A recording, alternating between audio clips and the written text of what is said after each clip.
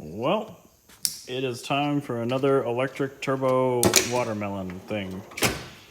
This one, as you can tell by the plastic housing, is for a turbo car. You're like, whoa, you don't have any other turbo cars, man. And you already did the water pump in the 1M. You're right. This is actually for an N55 application today. It's for a 2013 F10 535i rear-wheel drive manual.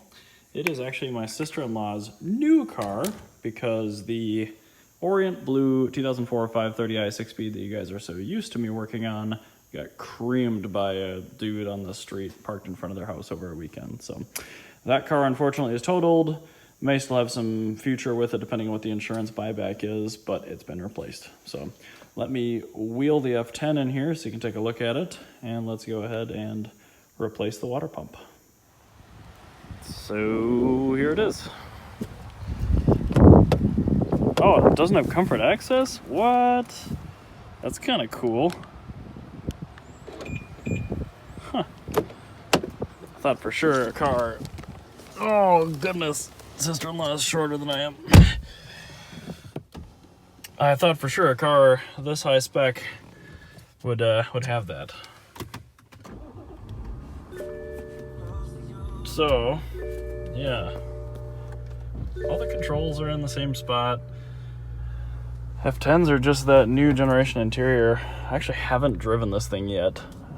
I helped him find it. Oh, electric parking brake, disgusting. I helped him find the car, but didn't actually drive it yet. Let's go for a quick spin around the complex. Why not?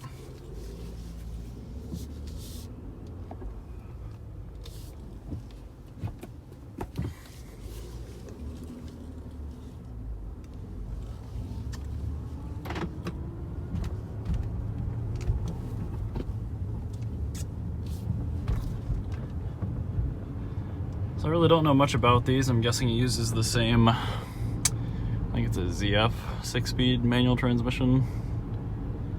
It's a really big car. It's considerably bigger and heavier than the E60. Also a fair bit more powerful. Obviously this is, I think, rated at 315 horsepower or something like that. And the E60 was 225 in that particular flavor. But yeah, the transmission seems reasonably good. The car has a heated steering wheel still, which is great, but it has a sport package finally, so these seats are actually quite fabulous. And of course I didn't buckle my seatbelt driving around the complex, so it's yelling at me. I don't hear any weird creaks or rattles or anything, so this is a pretty solid car. Did not notice that it had a head-up display before. That's very cool. Very cool indeed. Holy crap, this thing's big.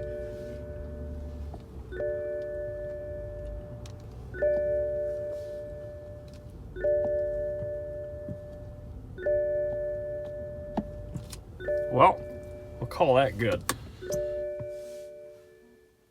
It's kind of weird seeing a 6-speed in one of these modern interiors, but I like the fact that it's rear-wheel drive and everything. Pop the hood. Oh no, somebody put those cheesy ass BMW puddle lights in this thing. I think I might have to scooch it forward a little bit more. Oh, that's what I was hitting. SMG lines. Gross. Yeah, we got plenty of room in the front. So anyway, yeah, here's this thing. It's carbon black, which, if you are a BMW aficionado, you know is actually pretty much dark blue. Depends on the lighting. And yeah, here it is, the N55. So pretty much no frills. I've actually never done a water pump on an F10 before, but there's really nothing unique about it. Oh, goodness gracious. I have to get a towel for that one, but I'm gonna vent the pressure and get it up in the air and see how much plastic junk we gotta pull off before we can access that water pump. Typical BMW fanfare. A ton of 8mm. And I'm actually gonna pull off the front one, which is kind of this corrugated textured fabric now. And then I'm also gonna pull off the rear one because I just took a peek in there and it's got a clutch delay valve. So that is coming out gross. Look at the angle of these end links. That's stock. I feel like you would get that caught on something in the winter. Anyway, I'm gonna grab some gloves, an 8mm, and let's take all that off. So first things first, that stupid CDV. Americans don't buy manuals, oh, it's not that good. I'm like, well, maybe it's because you're putting shit like that in the transmissions. Anyway, I'm gonna pull off this bracket, I'm gonna pull the CDV out. Probably do that first. Looks like it does, unfortunately, have a bit of a pan gasket leak, which is a bummer. Not bad, though. Probably get away with holding off on that till next year. Doesn't look like it's too bad to replace. Steering shaft's pretty easy to get to. Engine mounts are pretty easy to get to. Honestly, there's so much room in here because it's not all-wheel drive. Like the differential and stuff would normally be sitting up there. Like tons of room for a transfer case. As you can see, it's hogged out here for a drive shaft. Like these things are all set up to be all-wheel drive when it's this new. I'm glad it isn't. There's the electric power steering rack. Look at the size of the cables on this thing. Little control wires. I don't think I have to pull that or move it out of the way or anything, which is kind of nice. But I am going to drop the sway bar. It's like E14s or something like that. Pretty typical. And it looks like we actually have pretty easy access to the lower 2 bolts. And can't see the upper at all. And I'm going to take my watch off. I don't want to ruin this beautiful new band I've got. Yeah, a little bit of a bummer about the pan gasket. I have to put some Liqui-Moly 2020 in there and see if we can recover it. And then I want to see if there's a date on this water pump too. But yeah, stupid CDV. Sway bar's out. Debating on maybe unbolting and just moving the rack a little bit. But I can get at the hose clamp for the water pump here. I can get at the electrical connector okay. The top is still gonna be pretty tough. I can feel it. I mean, the bolt's just right over on this ledge, so it shouldn't be too bad. I'm not sure what orientation the clamp on the outlet of the pump is clocked, and how exactly I'll be getting that. It doesn't look like it's clocked well. Leads me to believe this is indeed a factory 104,000 mile turbo water pump, which is super sketchy. I'm just gonna start pulling stuff out and draining it, and we'll see how far we get. So I'm gonna do that now. Fold the the lower bolt off because I actually want to keep the slave cylinder primed as best I can to avoid having to bleed it. And then I can just yank the CDV and smash that together. Water pump still kind of leaking a little bit. Sure looks original. I already squeegeed a bunch of it away, but these things sure do leak a lot. So I'm gonna let that keep draining all the way. And unfortunately the CDV is definitely a two-handed job, so I can't really show you, but trust me, it's not really all that bad. Wow, sorry about the focus. As I said, it's really not all that bad. Oh my goodness, guys. BMW actually gave enough room to pull the water pump out of this car. So black housing facing this way. You can just pull it straight down and out. Here's our old codger. And the new one, I'm actually gonna look and see where the date is stamped, because I really do want to see for sure.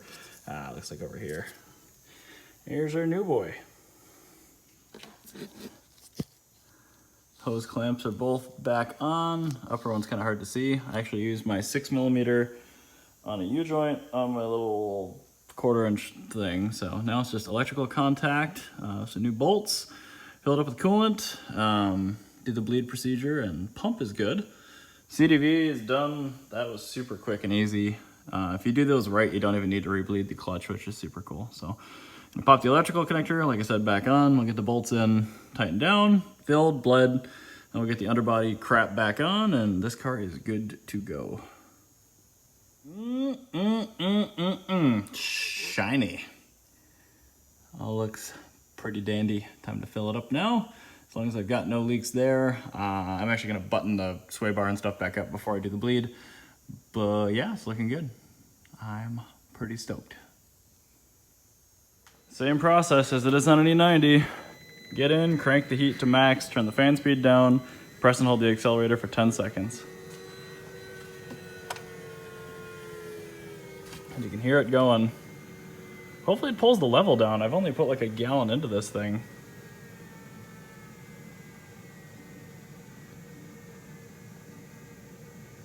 It might be because the thermostat's not open. Not really sure. Think of it, this might be the first time I've ever done an electric water pump on a cold engine. I'm actually gonna crack the door open just so I can get the exhaust out and start it with the cap off because I think I need a little bit of engine heat to even get this thing to bleed properly right now. I don't have any coolant in the upper hose or anything. And I've run it through the cycle and nothing is spraying out of this hose into the reservoir, which I do normally expect to see. So I'll give that a go. Well, I've got heat coming out of the dash vents. The clutch feels much better. And yeah, it doesn't have a 100 and, well, actually it's only 103,000 miles, but 103,000 mile water pump in it anymore. So time to take it for a spin and check the level, but I think we are probably good. Throttle mapping's a little weird on this. It's really dead down low. And just like that, the 5 Series is done, the 1er is back inside, and I have another super sketchy old water pump.